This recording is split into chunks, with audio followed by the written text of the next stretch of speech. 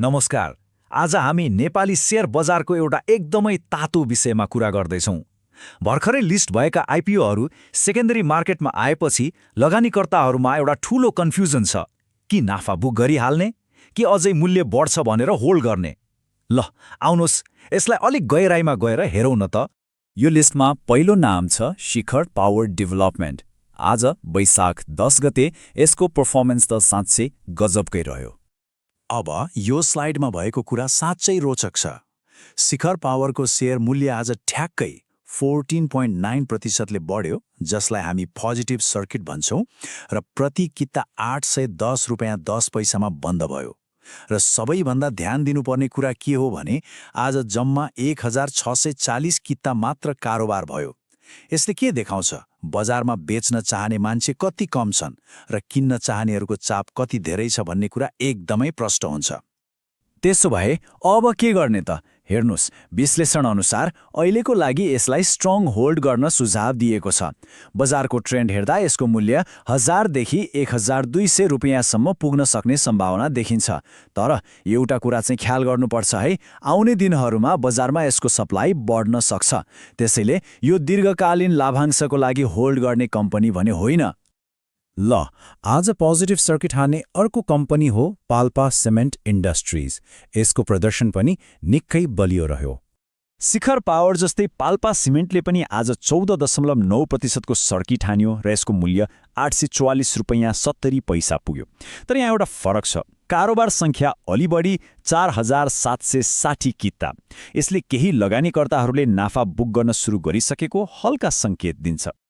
पाल्पा सिमेन्टको रणनीति अलि फरक छ। हेर्नुहोस्, यसको मूल्य 1200 रुपैयाँ भन्दा माथि जाने क्षमता त देखिन्छ, तर यहाँ एउटा एकदमै ठूलो रिस्क फ्याक्टर छ। सर्वसाधारणलाई जारी गरिएको 45 लाख किता शेयरका कारण केही दिनमै बजारमा सप्लाई वात्तै बढ्नेवाला छ।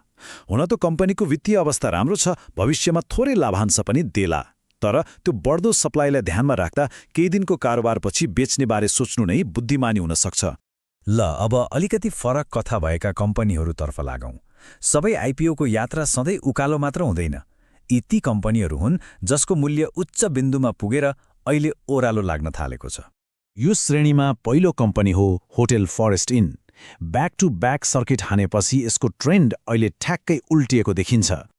यहाँ हेर्नुहोस् त, आज यसको मूल्य 4.61%ले घटेर 1180 रुपैयाँमा बन्द भयो, जबकि केही दिन अघि मात्र यसको मूल्य 1450 रुपैयाँको टप लेभलमा पुगेको थियो। यो भिन्नताले ट्रेन्ड रिभर्सललाई एकदमै प्रष्ट रूपमा देखाउँछ। जसले 1450 को हाराहारीमा बेच्नुभयो, उहाँहरू अहिले पक्कै पनि मख हुनुहुन्छ होला। अहिलेको लागि सल्लाह के छ भने भोलिको बजारको अवस्था हेरेर बिक्री गर्ने बारे सोच्नु उपयुक्त हुन्छ। यसको वित्तीय अवस्था अलि कमजोर छ र शेयर सङ्ख्या पनि धेरै भएकाले दीर्घकालीन होल्डका लागि यो खासै उपयुक्त देखिँदैन। घट्दो ट्रेन्ड देखाउने अर्को कम्पनी हो रिजलाइन इनर्जी। यसको अवस्था पनि होटल फरेस्ट इनको जस्तै छ।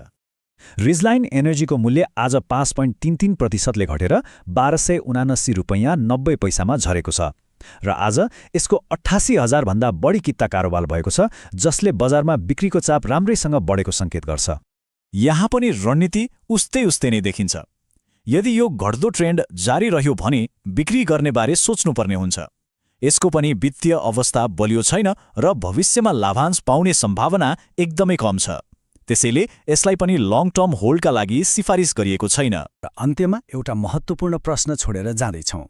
जब बजार एउटा ट्रेन्डमा दौडिरहेको हुन्छ, के कम्पनीको आधारभूत पक्ष अर्थात् फन्डामेन्टल्सले साँच्चै अर्थ राख्छ त? यो प्रश्नको उत्तरले नै लगानीकर्ताको रणनीति र सफलता निर्धारण